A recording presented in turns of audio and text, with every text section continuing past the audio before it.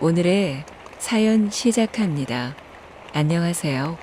항상 가슴속에 품고 살아가는 사람은 하나씩 있는 것 같아요. 얼마 전 제가 인생에서 가장 사랑한 남자의 부고 소식을 듣게 되었어요.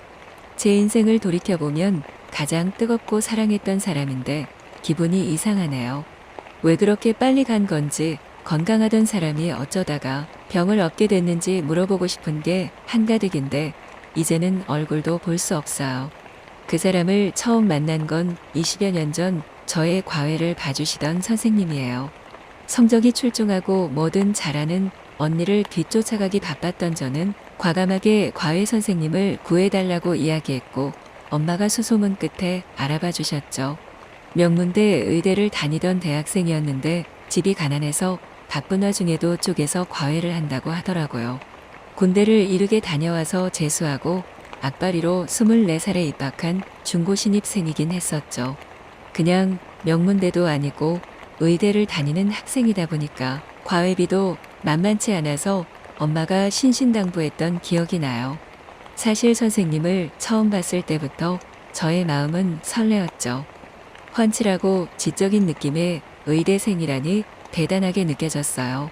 차가운 인상의 안경 너머로는 항상 다정하게 바라봐 주셨고 수업도 잘해주셔서 공부가 재미있었던 시기예요. 고3 시절 선생님 덕분에 팍팍하지 않게 보냈던 것 같아요. 한 번은 선생님이 너무 좋아서 쳐다보다가 수업을 놓쳤었는데요.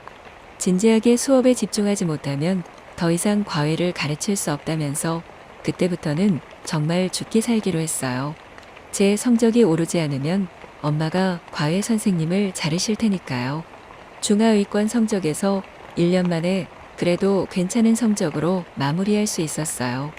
1년 전이라면 생각지도 못했을 대학교에 원서를 넣을 수 있었고 무난하게 합격도 했습니다. 나를 알아주는 여대를 가게 되어서 집에서 선생님께 1학기 등록금에 가까운 보너스를 드릴 정도였어요. 그 이후에 제가 성적이 잘 올라서 주변 동네 아줌마들 사이에서 엄마한테 연락처를 많이들 물어보셨는데 학업에 집중한다고 하더라고요. 선생님에게 제가 첫 제자이자 마지막 제자였던 거죠. 대학 발표가 나는 날 선생님한테 좋아한다고 고백을 했어요. 저도 이제 대학생이 될 테니까 만나주면 안 되겠냐고요. 당황할 줄 알았는데 제가 좋아하는 걸 알고라도 있었다는 듯이 성인이 되면 밖에서 밥 한 번 먹으면서 술 한 잔 사준다고 하시더라고요. 그때 그 표정 분위기 그리고 선생님한테서 나던 빨랫비누 같은 뽀득뽀득한 냄새까지 다 기억나요. 평생 잊을 수 없는 순간들이 몇 가지 있는데 저한테는 가장 떨리던 순간이 그때였을 거예요. 밥을 먹고 술을 먹고 계속 제가 만나자 어쩌자 조르고 했는데 싫다고 안 하셨어요. 대학생이 되어서도 계속 만나다가 한 번은 대학생활 조언을 구하겠다 핑계를 대고 만나서 술을 진탕 마신 적이 있었어요. 그때 저한테 정말 취해서는 이러면 안 되는데 자꾸 여자로 보인다면서 솔직하게 이야기하시더라고요. 같이 술도 진탕 먹었겠다 숙박업소로 들어가서 첫사랑을 하게 되었어요.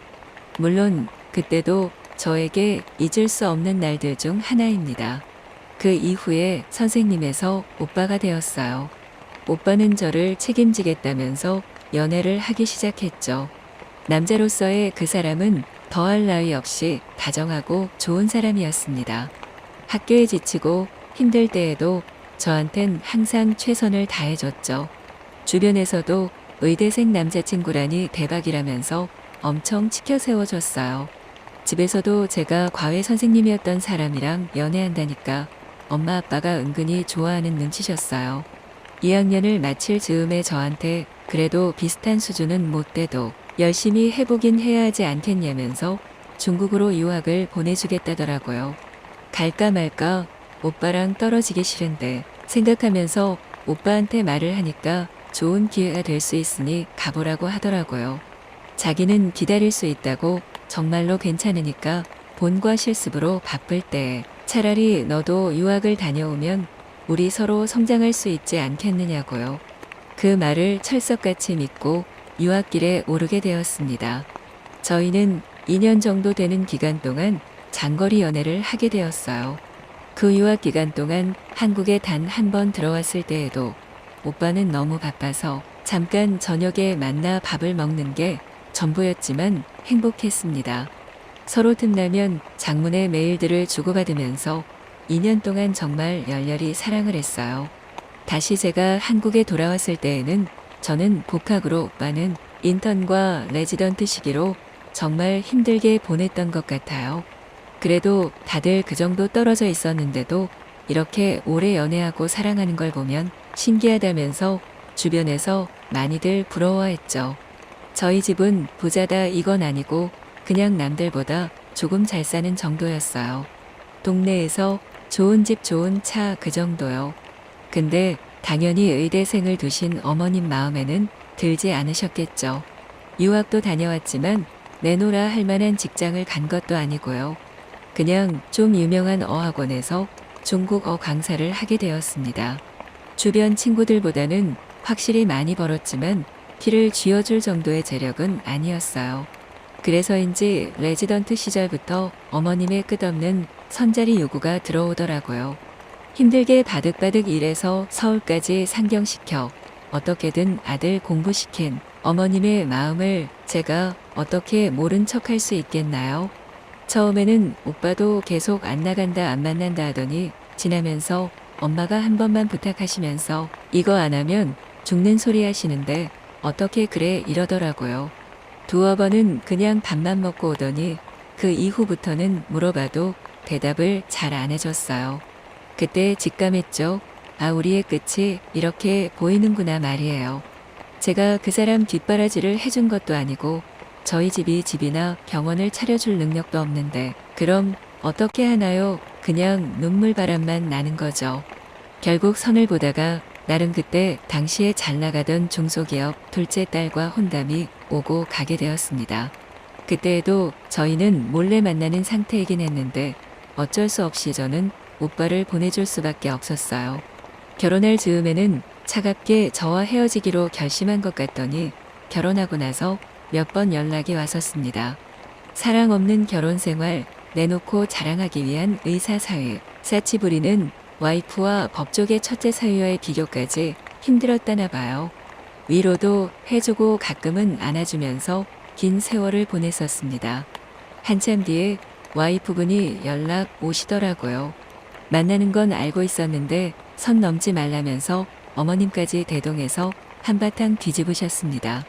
제 첫사랑이자 첫 연예인 그 사람과의 마지막은 얼굴도 못 보고 끝나게 되었어요.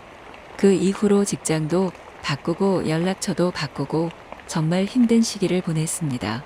하지만 누구나 그렇듯이 괜찮아지고 또 다른 사람을 만나고 가정을 꾸려서 늦게나마 아이들을 키우고 사랑 주며 열심히 키웠어요. 근데 저번 달에 그 사람의 부고 소식을 듣게 되었습니다. 암이었다는데 뭐 더 물어볼 수도 없었나요? 제 인생의 남자를 단 한 명만 꼽으라면 남편이 아닌 그 사람이었는데 기분이 참 씁쓸하고 또 알 수 없는 슬픔이 저를 너무 힘들게 해요.